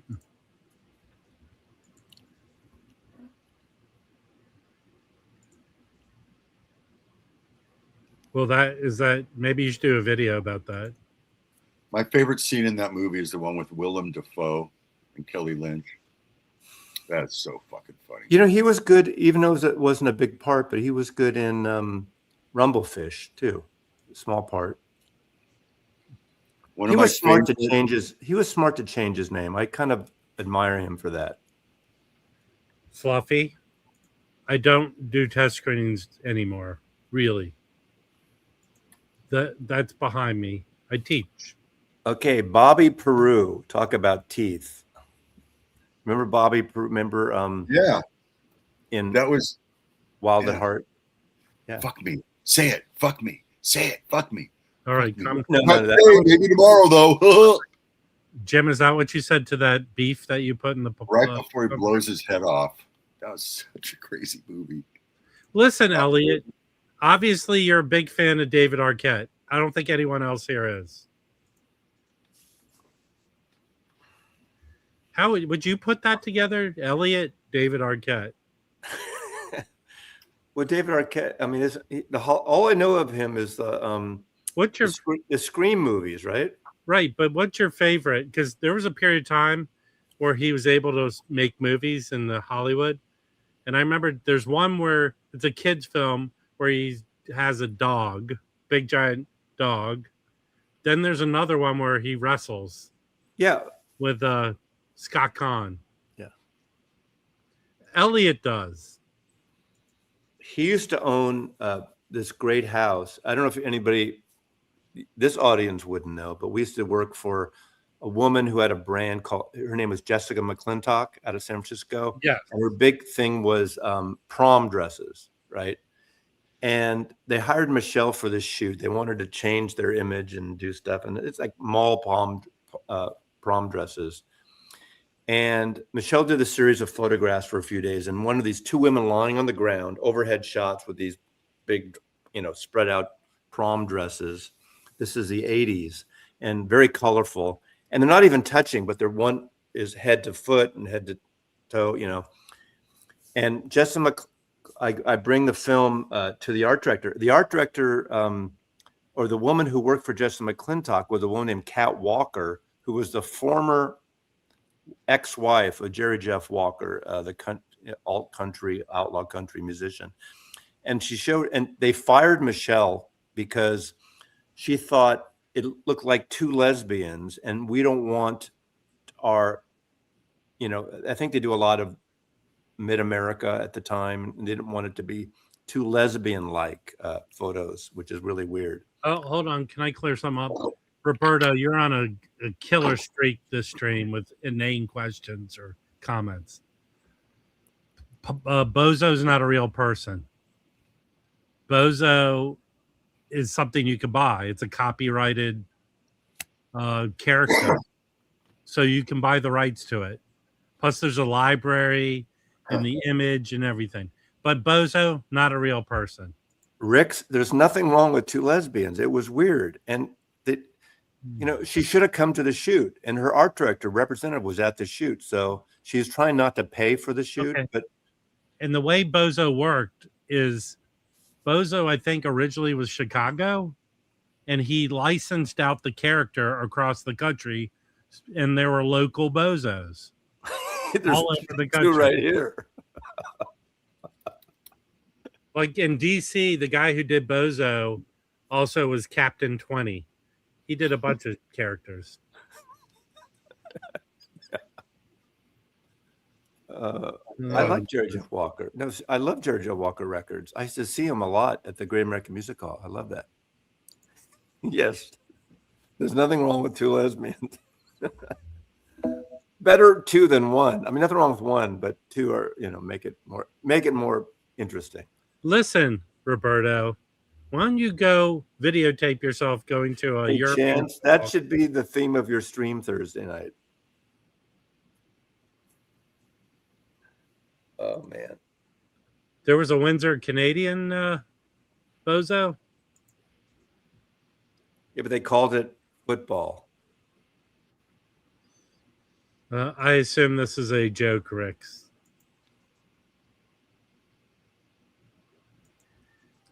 Uh-oh. I liked Bozo. You know what was good of all the Bozo? Of all the Bozos, toys was the blow-up Bozo that you punched, and then it would come back up. Yeah. Jim might remember the album We're All Bozo. You remember the album We're All Bozos on a Bus? Right. Farsign Theater. I think for a small period of time there was an animated cartoon of Bozo. Yeah. Now we have Bezos, Jeff Bezos. Marcus, I thought about that. They gave the faux inclination that the Sean Connery character at Alcatraz was James Bond many years later. I mean, they didn't say that, obviously they couldn't. The big mistake in that movie at the beginning or towards the beginning, he's working, I forgot where he is, and he opens a package and he gets a copy of a very rare Beatles record, and it's Meet the Beatles. It's not a very rare record. They could have made that a rare record, but obviously he's a Beatle collector. And so the beginning of that movie opens up a copy, and it's like not even a special copy of Meet the Beatles. There's the Beatle connection and the vinyl community collection connection, and it's in San Francisco. Did Bozo make it internationally? I really don't know. Look it up. I'm asking here because I'm trying to be on camera. Yeah, those MCA records in the 70s, like LA Freeway and what is it? I was going to say Yola Tango. What is it called? Tarenga? I forgot what it's called. Elliot. We're talking about the movie The Rock, starring Sean Connery and Nicolas Cage. Which is a good movie. It is a good movie. Is that a Michael Bay movie? Yes. When he made movies that were watchable. Yeah, and they were going to nuke Alcatraz or bomb Alcatraz. Well, they were going to nuke the West Coast. And also, yeah, Jackson Pollock's in it too. He is? No, but Ed Harris. Ed Harris. Is this a serious question? Did they pull the National album? I didn't know it was a box. Oh, it was a UHQR. Did they pull it? I didn't know about that. That's a question for another channel. Maybe there'll be a breaking news video on it. So let's get back to, I'm going to talk about, I haven't listened to this yet. This is the new label from Music on Vinyl.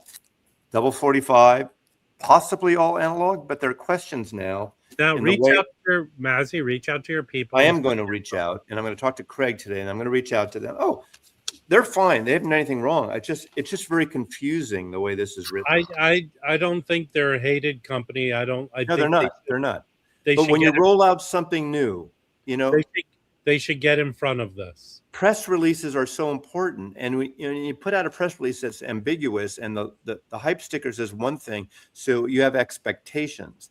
Again, I will listen to it, and I don't care how it's made. If I like the sound of it, I'm going to like the sound. My only thing, I'm not a big 45 fan, but apparently they talk why it's 45. Apparently there was an issue way back in 45. I don't like 45s, but I'm not saying they do sound really good. It's just the flow of a record. But I don't know this record as well.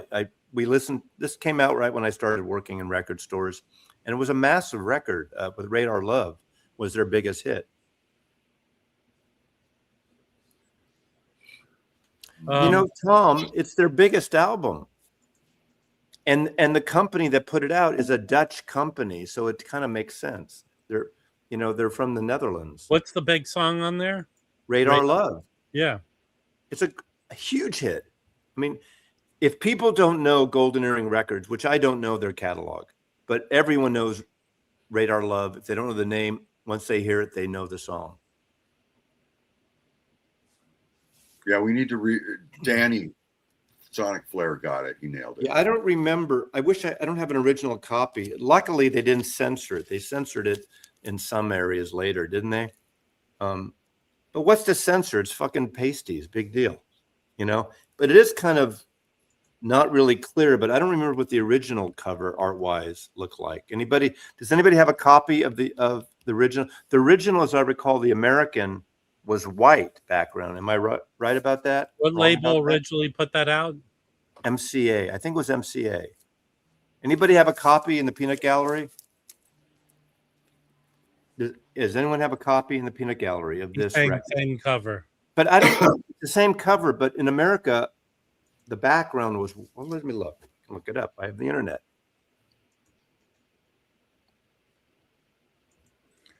Danny, please do not address Rick's. It won't end well. Golden Earring original Montoon US album cover.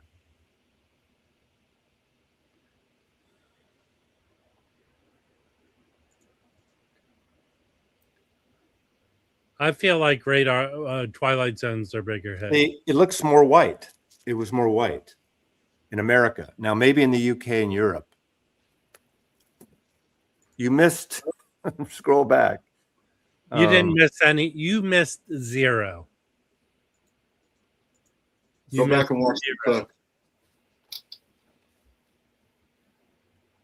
How many people are interested in getting this? I'm just curious. There's enough people watching. Not as such. Well, this is supposedly a UK or a European cover. I don't know. Did anyone in the UK? I'm going to ask. Is anyone in Europe who has this record? Was it this green? I've never seen this green. Jim, I understand inside the record, there's a great recipe for pot roast. Oh, she's got a little. I'm into it. Let's try it. Yeah. Hey, Roberto, you're wrong on this subject. Move on to something else stupid. So no. Okay, Dan B, you said no. Which question was that no and refer to? Pot roast. And a no. It wasn't green in the Europe. That album wasn't green in the Europe. That's how? Is anybody listening here? Yes, I said Radar Love is on the record. Yes, same image, less green, more off-white. Exactly. This is really green. I mean, look how green. Can you see it on screen? Rix, you don't know the song Twilight Zone? I have a feeling that record probably sounds rather green too, Mazzy. But we'll find out when you listen. Did you notice that the big pool that they paid $14 million to paint blue is now green again all of a sudden? The algae is back within a month. There's $14 million well spent in DC. Oh. Wait. Is that a lie detector? Sonic, Danny K. Yeah, Music on Vinyl does some great stuff. This is their new audiophile label, but we have questions the way the press release doesn't jive totally with the hype sticker. It might be from digital, it might not be.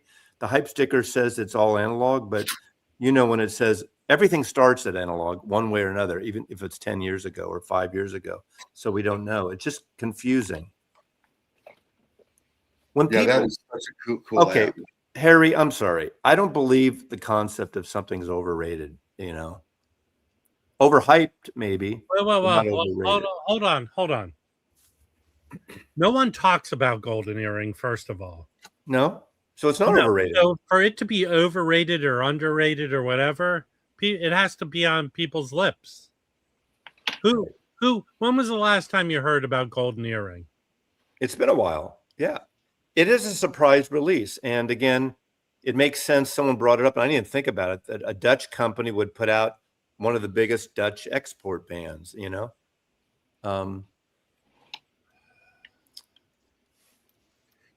I'm not a big fan of when people use underrated, because it's usually without any understanding of, like, when it came out, like with movies, it was exactly appreciated at the time. Yeah.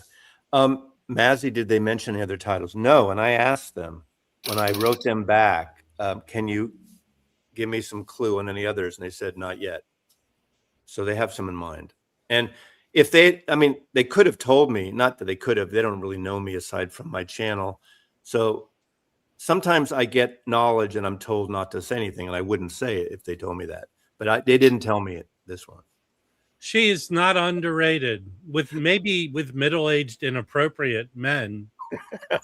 You know who's underrated is Dominique Fils-Aimé. Okay. Yeah. Okay, what's the show? Okay, there's a show on Hulu. What's it called? Steven something or other.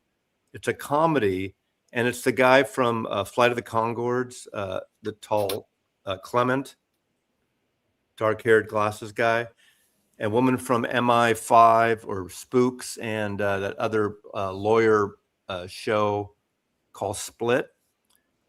And it's really funny. There's like 8 episodes. It seems creepy. It seems like creepy territory. No, you want to know what's creepy? Is someone thinking about the first time I had sex and what was playing. That's extra creepy. That is kind of creepy. Okay, never mind. I do remember the first time I had sex. I agree that Shocking Blue is underrated, because I got those two. Actually, Music on Vinyl did 2 volumes of A and B side single, and everyone thinks One Hit Wonder Venus. Every song they did is great almost. So Music on Vinyls put those 2 double comps out, and I think they also reissued that first out with the album with Venus. Incredible band, Shocking Blue, also Dutch.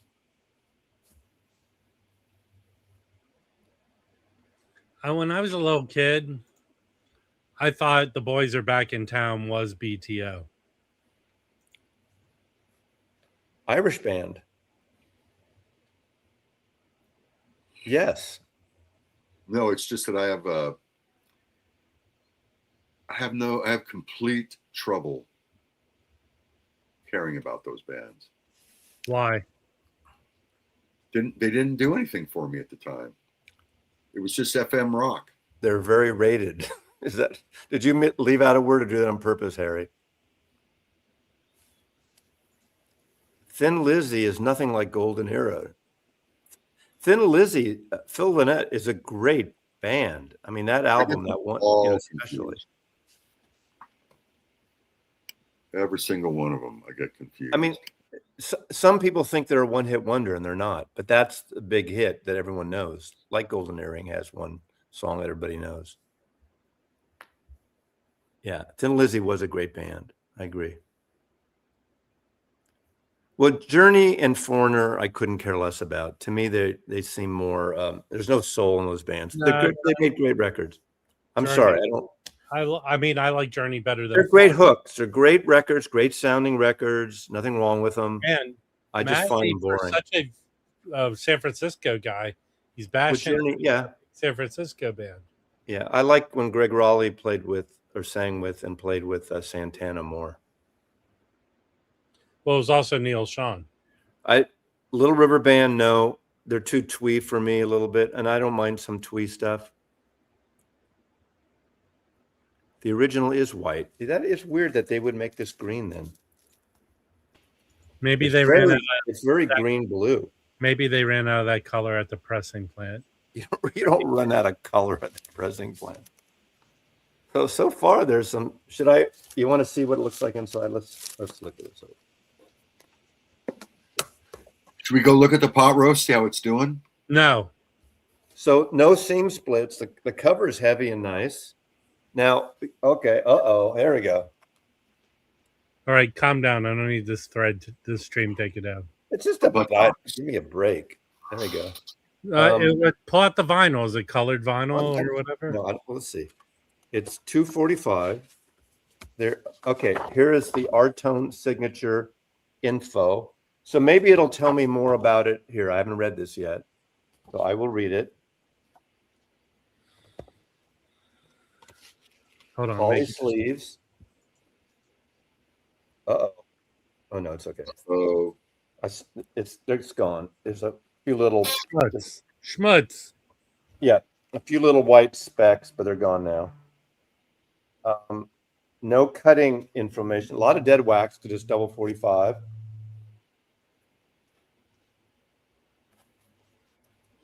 I'm going to do my impression of Mazzy's video when he comes out after he listens. Wait, I'm not finished. There's another one. Okay. Here we go. Okay. The record is the same. Mazzy. Hold on. Okay. Well, this is more elaborate than the Rhino Hi-Fis or the vinyl file. This is like a 10-page, 12-page book. I love the ink smell. It's getting me high.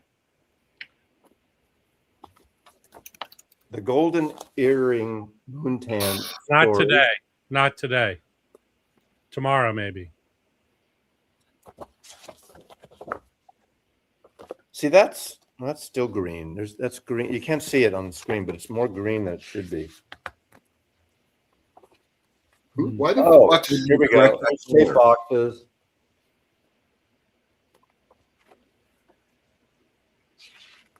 "15 and a half inches per second, July 1973, 2 reels.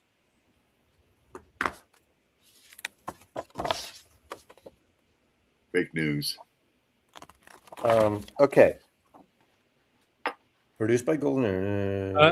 Craig has a question. Is that paper nice or is it thin? It's it's really nice. It's kind of that, that kind of you see some covers that almost feel rubbery paper. What is that called? Some Rubbery paper. albums have this kind of, it feels a little rubbery on the cover. Like there's a, yeah, ooh, it feels like new car smell, vinyl. Okay, here it says remastered from the first generation studio master tapes by Walter Bessel. Tape transfers and alignment. Tape transfers and alignments. What does that mean? Well, that's By what you do to a car. Yeah, vinyl cut at Artone Studio, Haarlem, the Netherlands. So it doesn't say anything about digital cuts here. It's just a question the way the wording is in the press release. If I saw this and didn't see a press release, I would think it's all analog, and it may well be. Get him on the phone. Yeah, I'm going to talk to Craig first. Once I listen to it, I'll write them. They'll tell me. Maybe I'll reach out to Steve Westman and see if is it called latex paper? Is that true? I don't know. I don't think he's made a serious comment. I have certain. I can try to think what albums. I have maybe a dozen records that have that kind of rubbery plastic. I kind of like it. It's a nice texture to it. Yeah. So are you going to listen to it today? Probably. we're supposedly doing an auction tomorrow. But Kimbo, if you're watching, I'm still feeling the pressure of getting thing uploaded because I got so much on my today. I'm recording a video with 6-inch and someone else in UK video at 1:00 today. So it's a busy day. Latex. It is like a latex. I'm not a latex fetish person. He's 3 hours behind. I would never wake up to get on a stream at 4 a.m. I wouldn't do it. Yeah, but he could come in the last half hour, like at 5:30 his time.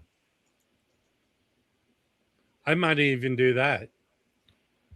Well, we get up at Context. So, just to everyone know, the latest video that everyone needs to watch is Analog After Dark. Takeoff on Playboy After Dark, I assume.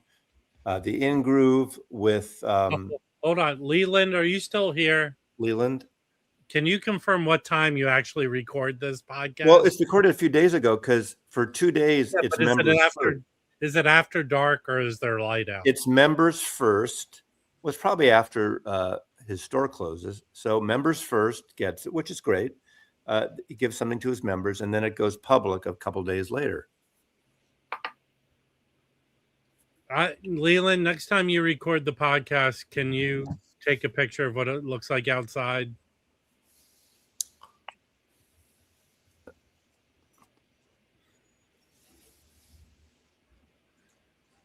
I'm almost confident that there all types of chemicals went through your nose. Remember that smell? God, I really love that smell. Okay, here's the new challenge. The Memeofax or whatever it was called smell, or the back of the bus exhaust smell. Which one? The new car smell. No, the one that got you kind of high. Oh. Neither, it was making airplane models with the glue and stuff. I just used to slam that Coke right up the nose, man. Hey, I haven't watched it all yet. I'm changing the name of the stream. It's the Tuesday morning before or after dark live stream. Cooking. This is before or after dark. Are there games in Seattle today? I didn't even look on the schedule. Anybody know? Let's see who is playing today. Yeah, who and where today? It's weird. Weren't there 4 games yesterday and every single one was tied? Am I wrong about that? No, I think one might have. Yep, all were tied yesterday. Yeah. Even a 0-0 game. I know. That Like, was- come Close on. was That was Ty? basically an embarrassment for Spain. What about sudden death? Or You should have sudden death where you get to All right, bring. but not goal kicks. Sudden can death. everyone calm down? I'm telling you the games today. Okay. Or they should do weapons. All right, calm down, dude, and go back to your pot roast. France and Senegal are playing Where? at noon Pacific. I have to click on it and go down to say New Jersey. They're playing at the Meadowlands. The next game, Iraq and Norway, is in Boston. It's Foxborough. So there. Next one's Argentina and Algeria. So that apparently, game- Tembo says Friday Team USA versus Kansas Australia. City. Rob can finish. Kansas City. In fact, there's a great story where Lawrence, Kansas has embraced the Algerian team. That's where they're staying. And then, hey, Danny, Austria versus Jordan. So that game is in Santa Clara. And Mazzy will tell you a story about Santa Clara right now. Bazzi. Yeah, Santa Clara, Silicon Valley, next to San Jose, and all that stuff. Pinewood Derby, all that good stuff. Okay, what's the date today? It is Tuesday, June the 16th. Okay, there's no game here until Friday. Friday is a U.S. versus Australia at noon. Oh, that's going to be such a zoo. If Seattle wins on Friday, this is going to be a busy. If Seattle wins, it'll be amazing since Seattle's is not playing in the World Cup. And then there's the following Wednesday is Qatar versus Bosnia Herzegovina. What are those countries? Yeah, they're part of the Baltics. Former Yugoslavia. Then there's Egypt versus Iran on Friday the 26th. So how do we all feel about that? Iran's getting 10 times more money than Obama gave them. Well, you could do that on your political roundtable. Okay. And plus all the bombings and death and destruction. Yeah, ex-Yugoslavia. My father was born in Kotor, south of Dubrovnik. Hey, Danny K, can you do a live stream with Mazzy where you give him a geography? I'm lesson? sorry, I didn't mean the Baltics. I know Yugoslavia. I know Croatia. My father's okay. Can someone below explain to me Croatia. the only dominant Montenegro. The only dominant game so far in the World Cup was Germany, right? 7-1. Is Germany the favorite this year? The U.S. was 4-1, so that was pretty good. I understand that. That was a dominant game. But is Germany, the U.S. is not a favorite. Is Germany the favorite? I don't know what team people are saying. Qatar. I know. I said Qatar. I know Qatar. It's guitar. Qatar. I started saying guitar, and I said Qatar. I know it. And I know Yugoslavia. I've been to Dubrovnik. I've been to Split. I've been to Zagreb. I've been all along the. Patrick, I know historically Germany's a good team. Is this year Germany the best team? Brazil is? Is Brazil the best team? It goes on through into July, but it's not every day. So it's every few days, every couple. Well, it's almost every other day. What is it, like 48 teams or something like that initially? Are these professional teams? Go back. I think you've inhaled too much pot roast. The thing about the teams are most of the people on every team. Well, that's not true. On the American teams, the European teams, most of the people are not from the country that they represent. Well, the surprise player for the U.S. was born in the U.S., but there are some. His mom was visiting, and technically, I think he's a British citizen. He had 3 teams to choose from. He picked the U.S. There you go. Probably because they paid him some good dough. and he would start or whatever. I'm guessing. Well, they're pros, but they're not. Are they? For instance, like the Olympics. I mean, there was a time with the Olympics where you couldn't be pros to be in the Olympics. Well, I don't think they have that changed. rule. The most corrupt organization is FIFA. The fact that they're here's the last political. We're going to end in a minute. The fact that they're allowing Trump to hold up the trophy, which they have never allowed a political figure to do that, seems stupid. Yeah, that is a big In kick. fact, that's a big balls ache. Actually, Trump had no he had no involvement in bringing the World Cup to the U.S. So there you go. All right. Thank you for joining us. I think we solved a lot of problems today, or caused more. A lot of good problems. And I don't think we learned how to properly cook pot roast. That didn't happen. We'll find out on Thursday whether it worked out or not. I predict Jim coming on stream and going, I broke my cesspit. Go buy your 2 pounds of Grafeo coffee, get the half and half blend, the custom blend, and tell him Mazzy sent you. I don't get anything. I don't get anything free. I got the hat because I ordered 2 pounds. I have a thought that if you told anyone Mazzy sent you, they would say back to you, who's Mazzy? Of course they would. And when you're at Amoeba Hollywood, don't forget to ask the cashier where they keep the free copies of Record Collector News. Yes. All right. Bye. Later.